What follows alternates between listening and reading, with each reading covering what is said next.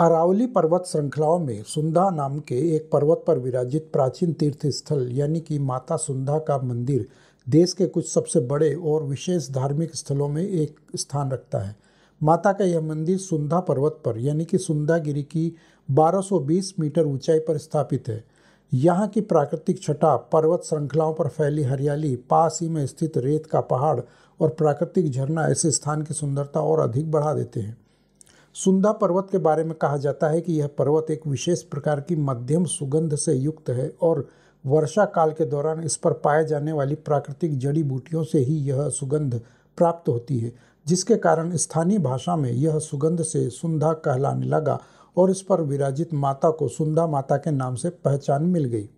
हालांकि सुंधा माता को मूल रूप से यहाँ आज भी चामुंडा माता के रूप में ही पहचाना जाता है।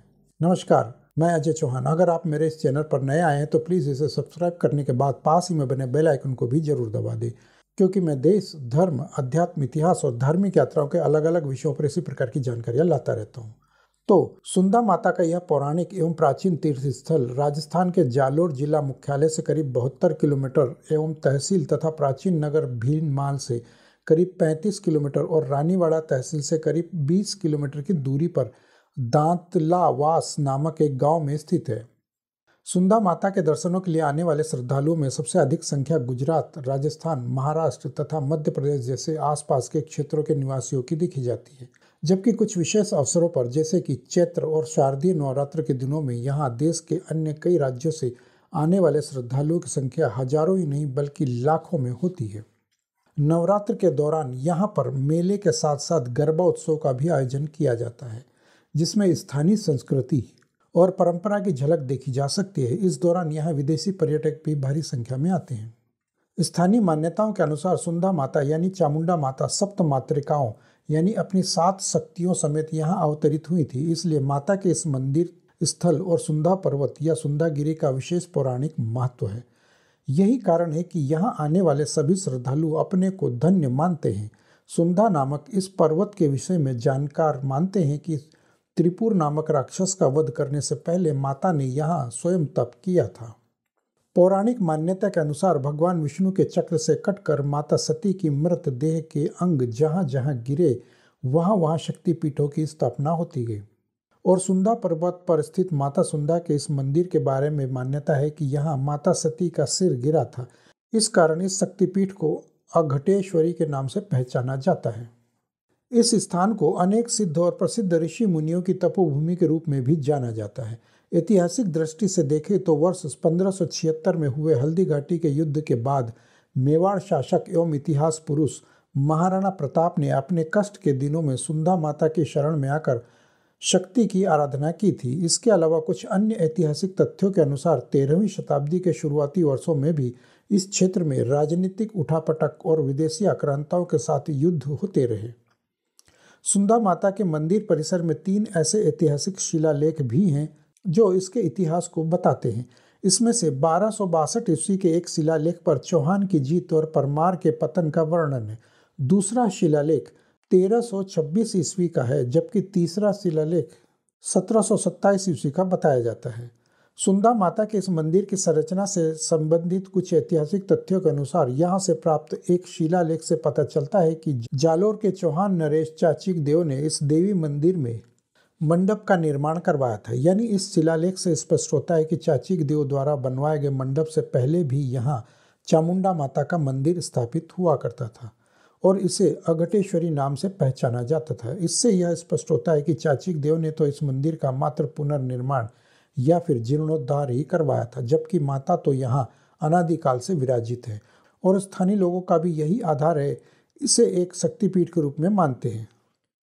हालांकि कुछ विद्वान इस स्थान को शक्तिपीठ नहीं बल्कि एक सिद्धपीठ मानते हैं। करीब 900 वर्ष पुराने इस मंदिर में जैसलमेर के पीले बलुआ पत्थरों का प्रयोग किया गया है। मंदिर की वास्तुकला अति सुंदर है। स्तंभों पर की गई महीन कारीगरी आबू के दिलबाड़ा जैन मंदिरों के स्तंभों से मिलती जुलती है। मंदिर परिसर 2 अलग अलग भागों में विभाजित है।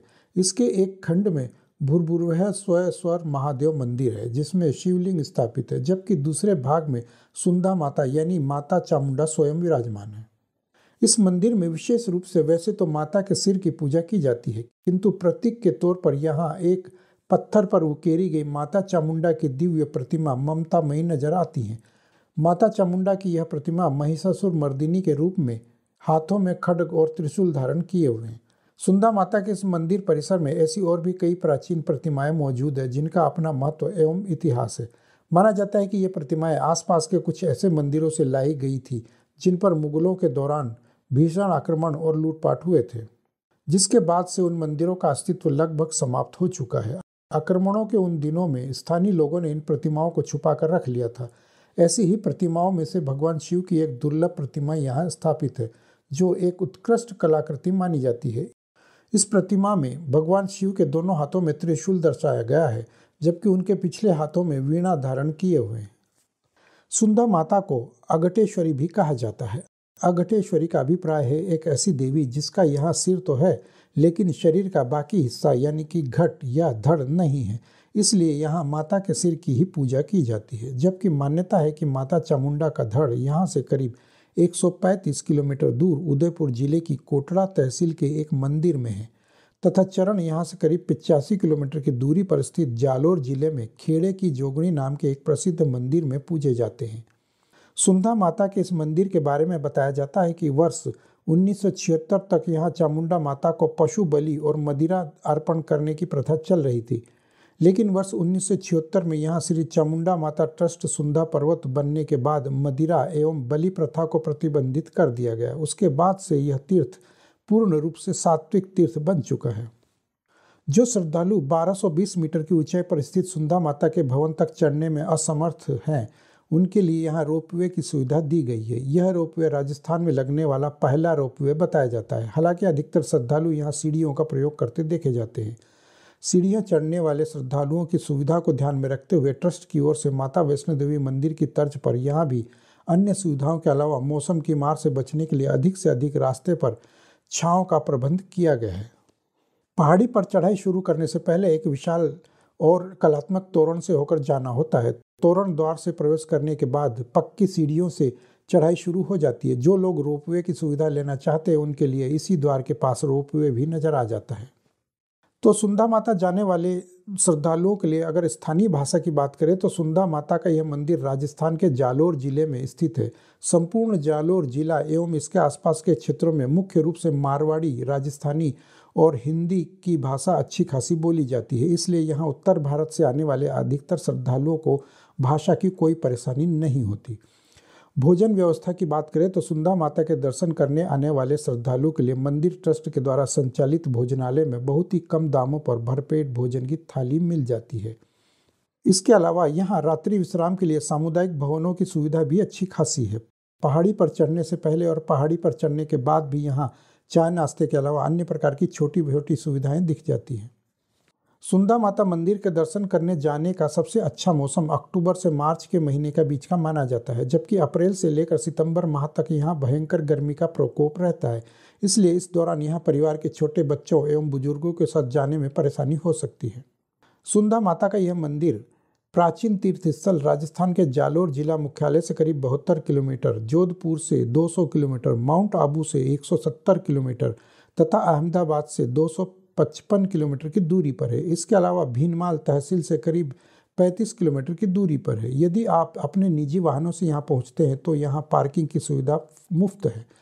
रोडवेज बसों के द्वारा जाना आना चाहते तो उसके लिए राजस्थान और गुजरात के कुछ प्रमुख शहरों के बीच चलने वाली रोडवेज की सुविधाएं यहाँ पर मिल जाती है। रेल मार्ग के द्वारा सुंदा माता मंदिर तक पहुंचने के लिए श्रद्धालुओं और पर्यटकों को जालोर रेलवे स्टेशन के लिए जोधपुर डिवीजन नेटवर्क और मुंबई तथा गुजरात से ट्रेन ले सकते हैं। जालोर में स्थित सुंदा माता के इस मंदिर के लिए सबसे निकटतम हवाई अड्डा यहाँ से करीब 200 किलोमीटर दूर जोधपुर में स्थित है, जबकि दूसरा हवाई अड्डा यहाँ से 230 किलोमीटर दूर उदयपुर में है। तो अगर यह जानकारी आप लोगों को अच्छी लगी हो तो कृपया कमेंट बॉक्स में अपने विचार हमें जरूर बताएं और जाने से पहले वीडियो को लाइक और शेयर भी करते जाएं। और अगर आप इस चैनल पर नए आए तो प्लीज़ इसे सब्सक्राइब करने के बाद पास ही में बने बेल आइकन को भी जरूर दबा दें ताकि मेरे आगे आने वाले वीडियोज़ की नोटिफिकेशन आप लोगों तक पहुँचती रहे। तो जल्द मिलते हैं अगले वीडियो में, तब तक के लिए नमस्कार।